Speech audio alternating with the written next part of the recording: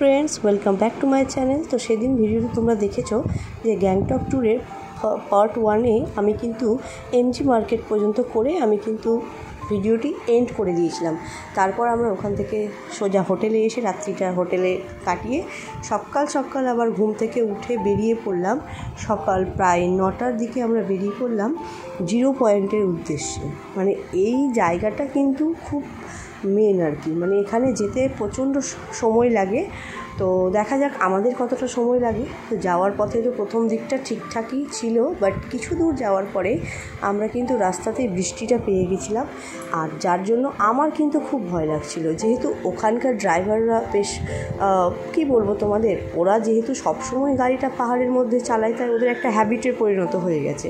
কিন্তু আমার হাজব্যান্ড যেহেতু বছরে ঠিক নয়, আরও মানে 4-5 বছর পর হয়তো একবার পাহাড়ে যাই, বাট এরকম আমরা যতবারই গেছি এরকম বৃষ্টি কিন্তু কোনোবারই আমরা পাহাড়ের মধ্যে পাইনি। তো এবার যেহেতু অনেকটা বর্ষাকালের কাছাকাছি আমরা গেছি, জুন মাসের দিকে, তো জুন মাস নয়, মে মাসের শেষের দিকে, তো তাই জন্য কিন্তু আমরা এবার বর্ষাটা পেয়ে গেছি। আর এবার একটু বর্ষাটা একটু আগেভাগেই হচ্ছে। তো যাই হোক, আমার খুব ভয় লাগছিল যে শুনেছি আমি যে বর্ষার দিনে পাহাড় থেকে কিন্তু ধস নামে আর গাড়িও একটু স্লিপ করার ব্যাপার আছে। তো যাই হোক, এই করতে করতে ভগবানের নাম নিতে নিতে আমরা কিন্তু আস্তে আস্তে সামনের দিকে এগিয়ে যাচ্ছি। আর এগিয়ে যেতে যেতে প্রায় কিছু দূর মানে ছিল আর বাকি, অনেকটাই রাস্তা অতিক্রম করে নিয়েছিলাম। এবার গিয়ে দেখছি পুরো রাস্তা জ্যাম। মানে কি হচ্ছে ব্যাপারটা, আমরা যাচ্ছি আর বাকি গাড়িগুলো কিন্তু ফিরে আসছে, যার জন্য রোডটা যেহেতু সিঙ্গেল রোড আর ওয়ান ওয়ে, তো খুব অসুবিধে হচ্ছিল। আর বড় বড় মিলিটারিদের যে ট্রাকগুলো থাকে, সেই লরিগুলো, সেগুলো কিন্তু আসছিল। তো যার জন্য বাকি গাড়িগুলোকে অনেকটাই সাইড দিতে হচ্ছিল। আর এইদিকে তোমরা দেখতেই পাচ্ছ রোডটা কতটা ছোট, আর এইদিকে বাকি কিন্তু গর্ত। মানে একটা গাড়ি যদি একটু বাই মিস্টেক হয়ে যায় তাহলে কিন্তু পুরো খাদের মধ্যে পড়ে যাবে। তো এই করতে করতে আমাদের প্রায় মানে যে রাস্তাটা 8 ঘন্টা বা 9 ঘন্টার রাস্তা, সেটা কিন্তু আমাদের এই জ্যামের জন্য আরও 2-3 ঘন্টা বেশি লেগেছিলো আর কি। তো মানে সকাল 9টায় বেরিয়ে আমরা রাত্রি 9টায় গিয়ে পৌঁছেছিলাম, আর পুরো টায়ার্ড হয়ে গেছিলাম। আমার তো মনে হচ্ছিলো কখন আমি গিয়ে পৌঁছবো। তো ফাইনালি গিয়ে পৌঁছে রাত্রে খাওয়া দাওয়া করে ঘুমিয়ে পড়েছিলাম, আর তোমাদেরকে ভিডিওটা দেখাতে পারিনি। তো সকাল আমার হাজব্যান্ড উঠে বাকি বাইরের যে ভিউটা, সেই ভিউটা একটু নিচ্ছিল আর কি। তো মোবাইলের মধ্যে ক্যামেরা বন্দি করে নিচ্ছিল, আর আমাকেও ডাকলো যে বাইরে এসো, দেখো কি সুন্দর এই যে বরফ তোমরা দেখতে পাচ্ছ, বরফটা কিন্তু দেখা যাচ্ছে। তো এখন দেখা যাবে যে ওই বরফটা আমরা সরাসরি হাতে নিতে পারছি কি না, মানে জিরো পয়েন্টে গিয়ে আমরা বরফটা পাবো কি পাবো না সেটাই দেখার। দূর থেকে তো বেশ ভালোই বরফ দেখা যাচ্ছে, কিন্তু কাছে গিয়ে সেটা কি হাতে নিতে পারবো আদৌ, নাকি ওই রকমই ওখানে গিয়েও সেই দূর থেকেই দেখতে পাবো, সেটাই দেখা যাক। তো তোমরা দেখতে পাচ্ছ এই যে সামনে বাড়িটা, তার নিচে 2টো গাড়ি লাগানো আছে, একটা আমাদের নিজের গাড়ি আর একটা হচ্ছে ওখানকার ভাড়া করা। ওই যে রাজুদার হোমস্টেতে আমরা ছিলাম, সেই রাজুদার এই স্করপিওটা, বোলেরো বোধহয়, ঠিক জানি না কী গাড়ি।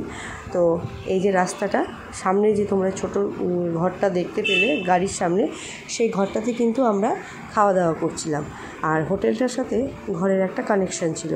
তো যাওয়ার আগে, জিরো পয়েন্টে বেরোনোর আগে আমাদেরকে এই যে হোটেলের যে দিদিভাই, এই যে দিদিভাইটাকে দেখতে পাচ্ছ, উনি আমাদেরকে বললেন যে খালি পেটে যেও না, কিছু খেয়ে তারপর যাও। ওখানে এমনিতেই মানে একটু অক্সিজেনের প্রবলেম হয়, আর ছোটো বড় সবারই হয়, আর খালি পেটে গেলে কিন্তু আরও হবে। আর উনি কিন্তু আমাদেরকে একটু কর্পূর দিয়ে দিচ্ছিলেন, বললেন এই কর্পূরটা নিয়ে যাবে, অসুবিধে হলে না খেয়ে এই কর্পূরটাকে তোমরা শুকবে।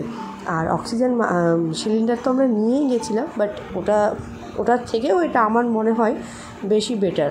তো যাই হোক, আমরা এবার বেরিয়ে পড়লাম, দেখা যাক বরফ পাবো কি পাবো না সেটাই। কারণ ওখানকার লোকেরা বলছে যে আপনারা যদি আর 1 সপ্তাহ আগেও আসতেন বা 2 সপ্তাহ আগে আসতেন, তাহলে কিন্তু আপনারা ভরপুর বরফ পেয়ে যেতেন। কিন্তু আপনারা যে টাইমে আসলেন, এখন কিন্তু বরফ পাওয়ার সম্ভাবনাটা খুবই কম।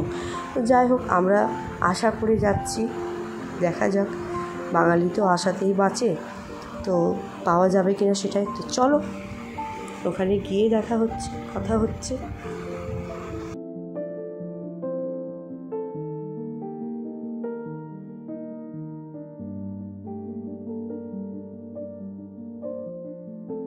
তো তোমাদেরকে একটু দেখাই।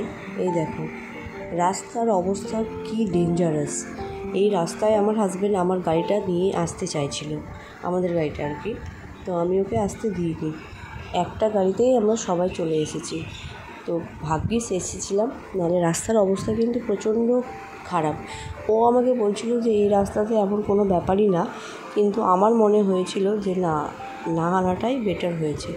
তো যাই হোক, এই করতে করতে কিন্তু আমরা আস্তে আস্তে অনেকটা ওপরে চলে এসেছি। আমরা যেখানে যাচ্ছি সেটা হচ্ছে প্রায় 16,000 ফিট ওপরে। তো এতটা উঁচু, বুঝতেই পারছো অনেকক্ষণ সময় লেগেছে যেতে। তো যাই হোক, কষ্ট করে আমরা কিন্তু প্রায় পৌঁছেই গেছি। তো দূরের রাস্তা বুঝতেই পারছো, তার মধ্যে আবার সঙ্গে বাচ্চা রয়েছে, তো ওরা একটু টায়ার্ড হয়ে যাচ্ছে মাঝে মধ্যে, তার মধ্যে একটু টয়লেটও পাচ্ছে ওদের। তো এক জায়গায় দাঁড়ানো হলো একটু রেস্ট করার জন্য। একটু রেস্ট করে আমরা কিন্তু আবার উঠে পড়বো গাড়িতে উঠে আবার রওনা দেব। আর একটু তার সাথে ফটোশ্যুটও হয়ে গেল ছোট্ট করে। তো চলো আবার যাওয়া যাক।